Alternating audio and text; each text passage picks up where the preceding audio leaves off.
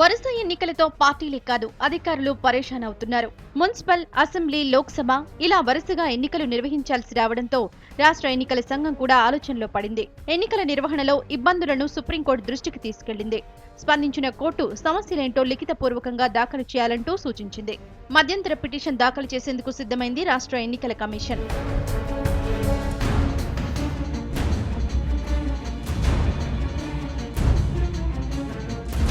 కోర్టుకు సమర్పించే అఫిడవిట్ తయారీలో రాష్ట్ర ఎన్నికల సంఘం బిజీగా ఉంది.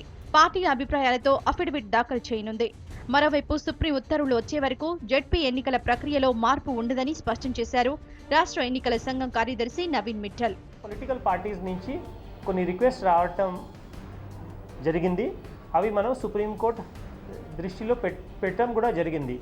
2 డేస్లో రిటర్న్ అఫిడవిట్ ఫైల్ చేయడానికి ఏమి ఇబ్బందులు ఉన్నాయి కూడా చెప్పడం జరిగింది. దానికి సంబంధించిన రేపు మీటింగ్ పెట్టడం జరుగుతుంది. ఈ ఉన్న పరిస్థితిలో మున్సిపల్ ఎలక్షన్ సంబంధించిన ఎలక్షన్ కానీ కౌంటింగ్ ఎట్టి పరిస్థితిలో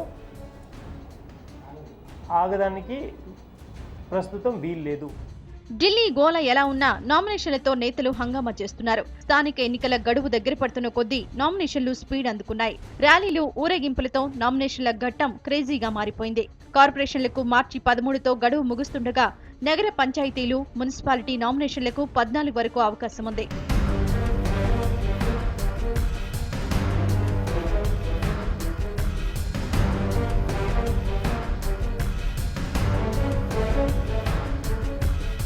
స్థానిక సంస్థల ఎన్నికల నిర్వహణపై ఓవైపు సందిగ్ధత నెలకొన్నా మరోవైపు ఏర్పాట్లు పూర్తవుతున్నాయి. సుప్రీం తీర్పుపై ఆధారపడి మిగతా ప్రక్రియ కొనసాగనుంది.